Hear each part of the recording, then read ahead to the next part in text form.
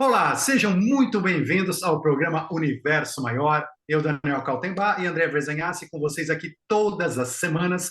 E hoje nós vamos falar desse universo muito maior, que são os representantes com as consciências, que será de outros lugares, de outros mundos. Enfim, vamos falar um pouquinho dos avistamentos que têm acontecido aqui no Brasil, no sul do Brasil, por pilotos de aviões, pelas torres de comando, enfim, tem saído muito na mídia e o pessoal tem pedido para a gente comentar sobre isso. Muito interessante o assunto hoje. Andréa, como é que você está? Olá, Daniel, eu estou muito bem. Olá, pessoal, como é que vocês passaram a semana? Então, deixe o like, comente, deixe assuntos que vocês querem que a gente dê uma olhadinha e nós vamos ficar atentos a isso, tá bom? E estamos atentos também aos céus, já que aqui no Brasil não se fala em outra coisa desde sexta-feira à noite, esses avistamentos de luzes com movimentos diferenciados, né? Não são movimentos de satélites comuns, né?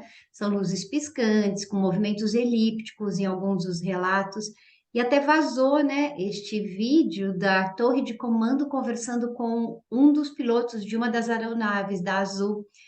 E as pessoas estão perguntando: será que os extraterrestres chegaram, Daniel?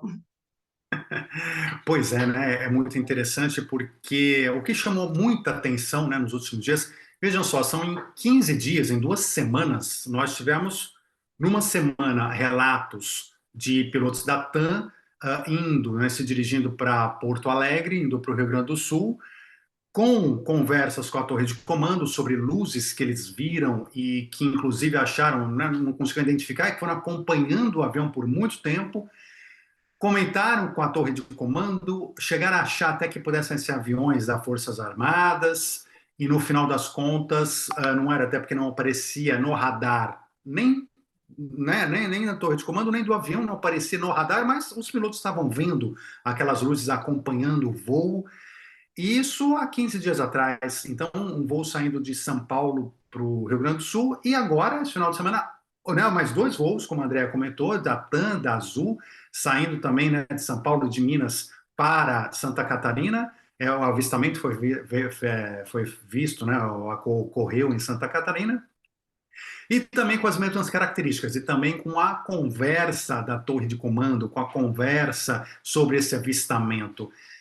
Então, assim, né, André, você pergunta, os ETs, os extraterrestres estão, né, chegando, estão... Na verdade, eles já chegaram muito antes da gente chegar aqui, né? Acho que a nossa humanidade, ela tem sido acompanhada pelos extraterrestres e por muitas raças e por muitas consciências superiores também, desde a nossa vinda aqui, ainda como bastante, né, homens bastante primitivos, homens das cavernas, e desde então eles têm nos acompanhado.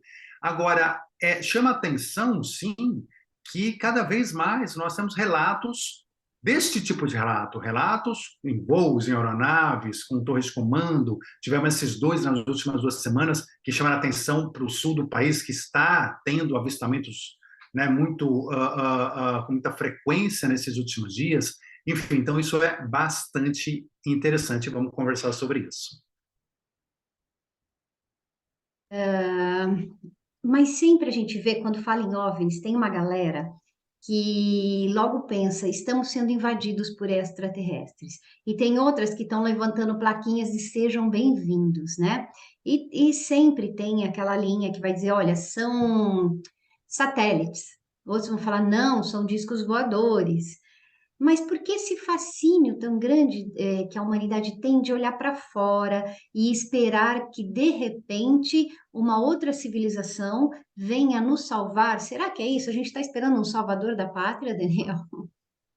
Pois é esse fascínio pela vida alienígena, ela faz parte da nossa natureza humana, porque nós, como seres humanos, nós sabemos, internamente nós sabemos da vida que existe mundo afora, né? Inconscientemente nós temos essa consciência, temos a consciência do mundo espiritual, temos consciência de tudo isso internamente, mas aqui fora, né, na nossa mente racional, naquele dia a dia, a gente fica se digladiando com tudo isso. Mas o nosso coração sabe, né, das coisas que acontecem.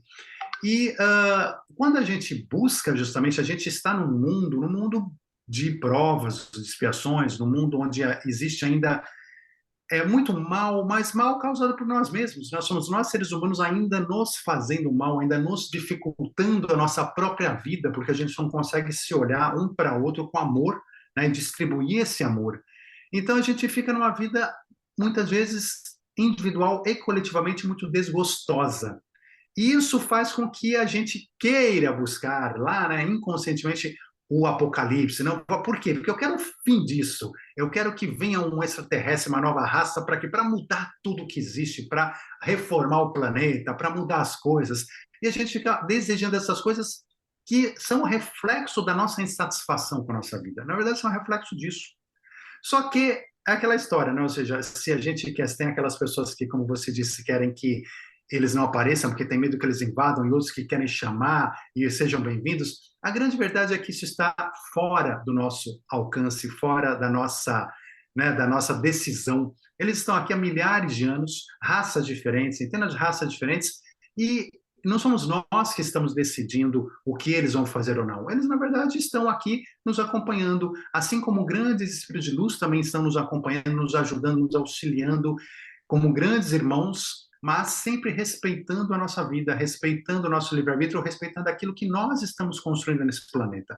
Então a gente tem que, primeiro, arrumar esse planeta, arrumar a nossa casa, para depois a gente pensar realmente numa comunicação mais ampla, né, com essas consciências maiores, de uma forma física e mais direta, mais aberta.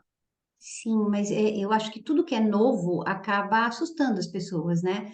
Porque a gente vê que estamos falando de algo diferente da nossa forma física, diferente da nossa tecnologia, da forma de pensar. Então, é muito comum as pessoas criarem medo sobre tudo isso. Eu já dizia Eduardo de Bach, o dos florais de Bach, o ser humano prefere um demônio conhecido do que um anjo desconhecido, né? O que é novo assusta. E quando a gente pensa numa outra civilização que possa estar já aqui presente com a gente, né? Mas talvez de uma maneira disfarçada e que agora vem, contudo, né, vem se mostrando cada vez mais, talvez as pessoas fiquem até um pouco retraídas com essas notícias. Mas neste caso que nós colocamos aí no começo, se você lê o diálogo, é fácil, procura na internet, você vê o diálogo entre a torre de comando e os pilotos. E daí a torre ainda pergunta para outra aeronave que também se aproximava, Latam e Azul, duas companhias aéreas diferentes, se também estava vendo, e ele diz que sim, que ele estava vendo desde lá de Confins, né, Belo Horizonte, e vindo em direção a Porto Alegre, mas que isso não ia atrapalhar o pouso dos aviões, porque eram luzes que estavam bem mais altas que eles. E aí ficou esta dúvida no ar: o que seriam essas luzes? Parece que o ser humano precisa de respostas concretas, né? É difícil ir pela fé. Ah, são extraterrestres mesmo e pronto. Não, as pessoas falam, não, tem que ter uma explicação lógica. Existe uma explicação lógica para fenômenos que possam acontecer nos nossos céus, será? Pois é, eu vejo assim, né? Nós temos que tomar cuidado com, com o fanatismo, né? Ou seja, então o que acontece? Nós temos que tratar tudo como ciência, né, e trazendo a espiritualidade para a ciência e vice-versa, né, trazendo, juntando ciência e espiritualidade. E dos avistamentos que aparecem por aí todos os dias, são milhares de avistamentos todos os dias, uma grande parte deles, uma grande parte, vamos dizer aí 70, 80% deles, tem outras explicações, são explicações bem materialistas, por assim dizer, ou bem terráqueas, por assim dizer, né? Então, são realmente satélites, são balões, são às vezes até aeronaves, são, enfim, né, coisas diversas que aparecem, né, e que às vezes do ângulo que você vê, da forma como você vê, de onde você vê, às vezes pela falta de informação, são foguetes reentrando na atmosfera, são detritos espaciais, tem muita coisa, né? Tem meteoros, tem, enfim. Então, muitas vezes, da forma como você defende, da forma como você analisa, e onde você está, no teu ponto de vista, de onde você filma e vê, aquilo parece uma coisa muito diferente, mas tem uma explicação. Agora, tem uma grande percentual, né, isso também que é um percentual nada pequeno, de que realmente não se encontra uma explicação razoável que não seja uma explicação diferente, ou seja, uma explicação realmente onde você vai ter que colocar na equação algo de fora da Terra, você vai ter que colocar algo que está acontecendo de uma maneira diferente àquela da nossa natureza comum do nosso dia a dia. Então, por exemplo, a gente pegou já de maio de 1986, nós tivemos o maior, né, ou seja, a Noite dos OVNIs, conhecido como a Noite dos OVNIs, onde não foi um nem dois, foram vários pilotos, vários voos que viram os OVNIs, passageiros vendo os OVNIs ao lado da aeronave. Isso já fazem 35 anos. Então, assim, é a mesma coisa, você vê, se repete, elas estão se repetindo. E eles se repetem não só aqui, é no mundo inteiro. Vários voos, várias situações mostrando, né, isso acontecendo e acontecendo. Então, assim, eles estão conosco. E é importante que as pessoas tenham consciência de que, quando elas olham isso tudo, na verdade, a gente está trabalhando, olha essas luzes, e olham essas, né, tem esses avistamentos, nós estamos trabalhando o nosso inconsciente coletivo como humanidade. Só os relatos disso tudo, o fato das pessoas verem, relatar, conversar, trocar ideia, nós estamos de alguma maneira trabalhando o nosso inconsciente, estamos trabalhando nossas aceitações, estamos trabalhando nossas percepções sobre nós mesmos, estamos trabalhando nossa percepção sobre o universo, sobre o outro, sobre outros mundos, sobre o nosso papel no universo. Muitas coisas inconscientemente estão sendo trabalhadas. E eles sabem disso. Então, o que acontece? Por isso que muitas vezes também os avistamentos acontecem, porque eles aparecem quando eles querem aparecer, eles sabem quando eles vão aparecer. Eles estão tratando entre dimensões. Tanto que você vê que uma nave às vezes vem, aparece e some do nada, desaparece. Desaparece para os nossos olhos físicos, para as nossas condições de ver. E eles sabem quais são as condições em que a gente está vendo e quais são as condições em que a gente, como ser humano, não consegue enxergar. Mas tudo isso é um trabalho de desenvolvimento e expansão da consciência humana. Daniel, vai chegar uma hora em que esta convivência vai ser comum? Sem dúvida. Nós vamos chegar no momento em que essa convivência vai ser comum. Se a gente parasse para pensar bem, né, é que as pessoas são céticas, né, são extremamente céticas ainda, mas já é comum. Nós temos avistamentos todos os anos, direto, ou seja, essa parceria já é comum, por assim dizer, ela não é incomum. Né? Tanto que assim, você vê, acontece ali e está tudo bem, as pessoas continuam e a vida continua, e é comum. Hoje nós estamos aí com a ciência, né, graças a Deus, toda a astronomia moderna, com novos equipamentos, olhando o universo, olhando planetas fora, descobrindo planetas novos, descobrindo muitas coisas no universo, e com cientistas agora, nessas últimas décadas principalmente, focados na prova da vida alienígena, na prova real. Então, assim, nós estamos muito próximos dessa prova que o ser humano precisa, nessa prova material, de pegar né, e olhar a bactéria alienígena aqui no nosso microscópio, para a gente pegar ela e trazer para cá, de tirar uma foto de uma baleia no mar da Lua, né, de Júpiter, e assim vai.